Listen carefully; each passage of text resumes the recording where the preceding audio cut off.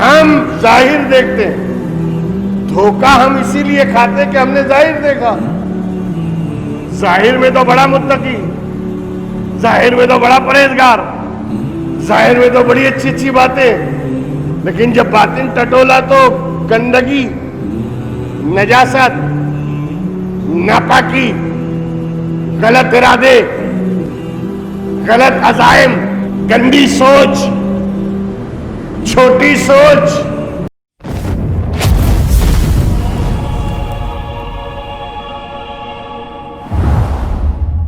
پروردگار عالم نے ہمیں اس آیت کریمہ میں جو میسج کنوے کیا، جو میسج ڈیلیور کیا جا رہا ہے اس آیت میں، اور اللہ ہمیں جو بتانا چاہتا ہے،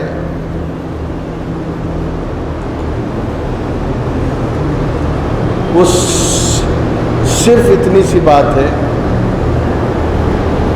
اور صرف اتنی سی بات ہے، اور وہی سب سے بڑی بات ہے کہ تمہارے چاہنے سے کوئی عمل نیکی نہیں بنے گا. لیس البر ان تولوا وجوہکم قبل المشرق والمغرب. تم مغرب کی طرف منہ کر کے گھوم جاؤ، جھک جاؤ، مشرق کی طرف چہرہ پھیر کر گھوم جاؤ اور ادھر جھک جاؤ، تو اس جھکنے سے، چہرہ پھیر لینے سے عمل تمہارا نیکی قرار نہیں پائے گا. پھر عمل نیکی بنے گا کیسے؟ اسی کی پوری تفصیل اس آیت کریمہ میں پیش کی کہ اگر تمہارا عمل نیکی کب بنے گا؟ اللہ نے بتا دیا بھائی ایمان لاؤ اللہ پر، آخرت کے دن پر، کتابوں پر، نبیوں پر، ملائکہ پر، فرشتوں پر.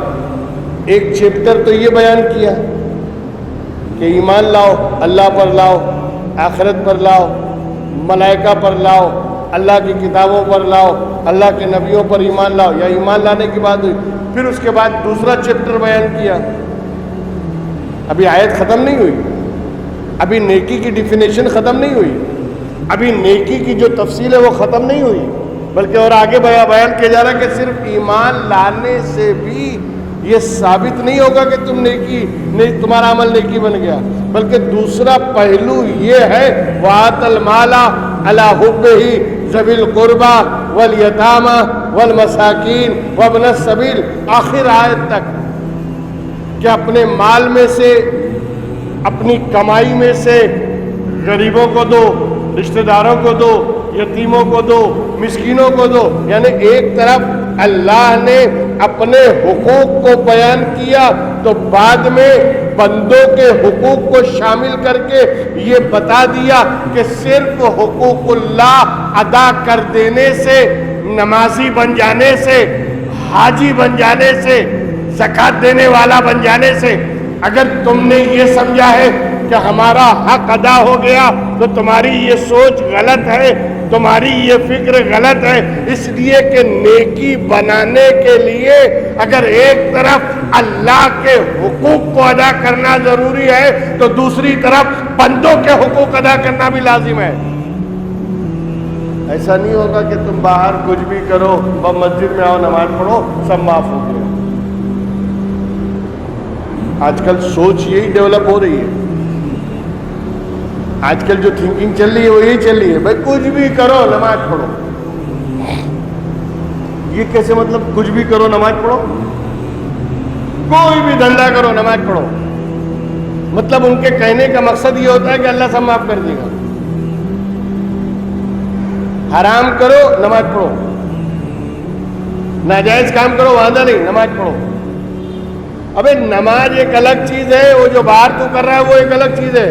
دونوں کو بیلنس کر. اس لیے کہ یہ کیسے ہو سکتا ہے کہ جو بندہ مسجد میں آ کر اللہ کا مطیع و فرما بردار ہو وہی باہر جا کر شیطان بن جائے؟ اسلام دوگلی پالیسی کا نام نہیں ہے. اسلام دو رخی چہرے کا نام نہیں ہے. جیسا ظاہر ویسے ہی باطن، اور جیسا باطن ویسے ہی ظاہر. باطن اور ظاہر میں یکسانیت چاہیے. مگر آج کل لوگ ظاہر پہ دھیان زیادہ ہے، بڑا سنوارا جاتا ہے ظاہر کو، اور لوگ ظاہر ہی دیکھ رہے ہیں، ظاہر پہ نگاہ ہے۔ باطن چاہے کتنا ہی گندا ہو، باطن اور سوچ اس کی چاہے کتنی ہی نیچتا ہو، لیکن لوگ کیا دیکھتے؟ ظاہر۔ اور اللہ کیا دیکھتا ہے؟ باطن۔ اللہ ظاہر نہیں دیکھتا، اللہ باطن دیکھتا ہے، اللہ نیتوں کو دیکھتا ہے، اللہ تمہارے ارادوں کو دیکھتا ہے، اللہ تمہارے انٹینشن کو دیکھتا ہے، اللہ تمہارے ٹارگٹ کو دیکھتا ہے۔ ہم ظاہر دیکھتے ہیں، دھوکہ ہم اسی لیے کھاتے کہ ہم نے ظاہر دیکھا۔ ظاہر میں تو بڑا متقی، ظاہر میں تو بڑا پرہیزگار، ظاہر میں تو بڑی اچھی اچھی باتیں، لیکن جب باطن ٹٹولا تو گندگی، نجاست، ناپاکی، غلط ارادے، غلط عزائم، گندی سوچ، چھوٹی سوچ، براڈ مائنڈیڈ نہیں، بڑی سوچ نہیں، کسی کے بارے میں اچھا سوچتا نہیں، ہمیشہ سب کو یعنی اپنے سے کمتر سمجھتا ہے، اپنے سے کم سمجھ رہا ہے، یہ گندی سوچ ہے۔ پتہ چلا کہ ظاہر کچھ ہے، باطن کچھ ہے۔ اسی لیے ظاہر اور باطن میں یکسانیت پیدا کرو، اور اسی طرح اللہ کے حقوق اور بندوں کے حقوق میں بیلنس کرو۔ جب یہ بیلنس ہوگا تب تمہارا عمل خدا کی بارگاہ میں نیکی قرار پائے گا۔ اسی لیے نیکی کی جہاں اللہ نے جس آیت میں بات کی نا، وہاں اللہ کے حقوق کی بھی بات ہے، ایمان کی بھی بات ہے، آخرت کی بھی بات ہے، فرشتوں کی بھی بات ہے، نبیوں کی بات ہے، قرآن اور کتابوں کی بات ہے۔ تو وہیں پر اللہ نے یتیموں کی بات بھی کی، مسکینوں کی بات بھی کی، فقیروں کی بات بھی کی، اور دوسرے جو حقوق العباد میں ہیں ان کا بھی ذکر کر کے فرمایا کہ صرف اللہ کے حقوق کو ادا کر کے تم یہ سمجھو کہ کامیاب ہو گئے، نہیں، بندوں کے حقوق بھی ادا کرو۔ اور یہی وجہ ہے، آپ آستانے پہ جائیے، بزرگوں کے آستانے پر آپ جائیں گے نا تو آپ کو دیکھنے کو ملے گا کہ کس قدر بندوں کا ہجوم، کس قدر بندوں کا ہجوم رہتا ہے ان کی بارگاہ میں، ان کے دربار میں، اور کبھی کسی بندے کو مایوس نہیں لوٹاتے۔ وجہ کیا ہے؟ وہ جانتے ہیں الخلق عیال اللہ، یہ جو مخلوق ہے، مخلوق خدا ہے، یہ اللہ کا کنبہ ہے، کنبہ۔ حدیث پاک میں آیا الخلق عیال اللہ، یہ مخلوق جتنی بھی ہے یہ سب اللہ کا کنبہ ہے۔ تو جب یہ اللہ کا کنبہ ہے اور یہ مخلوق عیال اللہ ہے تو اس کی خدمت گویا خدا کی خدمت قرار پاتی ہے۔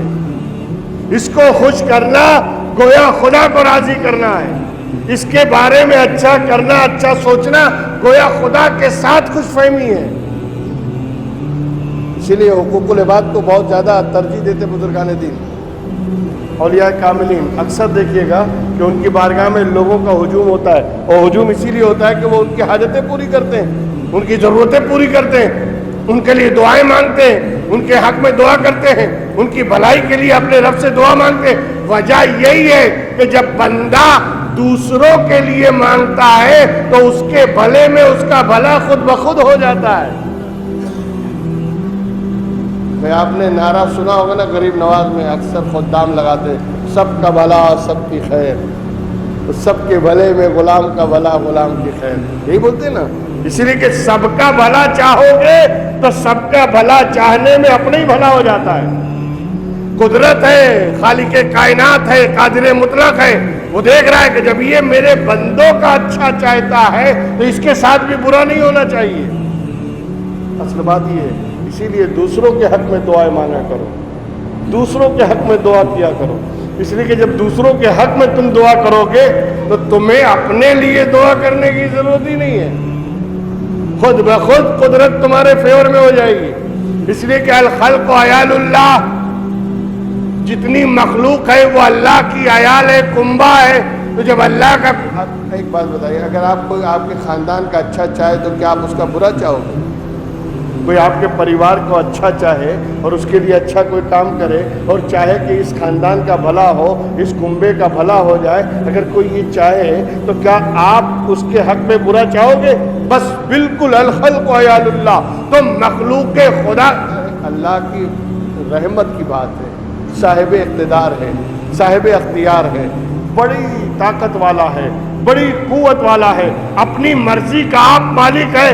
نہ اس پر کوئی چیز فرض ہے، نہ اس پر کوئی چیز واجب ہے، نہ کوئی چیز لازم ہے. وہ جسے چاہے جنت میں بھیج دے، جسے چاہے جہنم رسید کر دے، یہ اس کی مرضی کی بات ہے. جنت میں ڈال دے اس کا عدل ہے، جہنم میں بھیج دے جنت میں ڈال دے اس کا فضل ہے، اور جہنم میں ڈال دے یہ اس کا عدل ہے. وہ الگ بات ہے، لیکن اللہ اختیار والا تو ہے نا. اچھا اگر کسی کو جنت میں ڈال دیا یا کسی کو جہنم میں ڈال دیا، ہے کوئی دم جو اعتراض کرے کہ اس کو کیوں جہنم میں ڈالا، اس کو کیوں جنت میں بھیج دیا؟ نہیں، مالک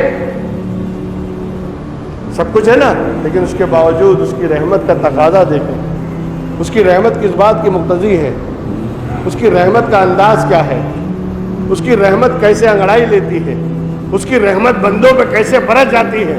بس ایک ادا بندے کی پسند آ جائے، ایک ادا پسند آ جائے، ساری عمر کے گناہوں کو معاف کر دیتا ہے. ایک ادا پسند آ جائے، ایک سوچ، ایک نیت پسند آ جائے تو لگتا ہے کہ سارے گناہوں کا کفارہ بن جاتی ہے اور وہ اپنے جوارے خاص میں جگہ دے دیتا ہے.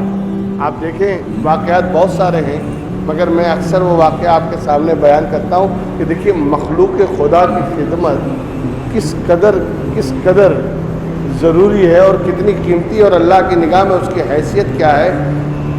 کہ بس یہی واقعہ سن لیں اور اس کے بعد میں اپنے موضوع پہ پلٹ آتا ہوں.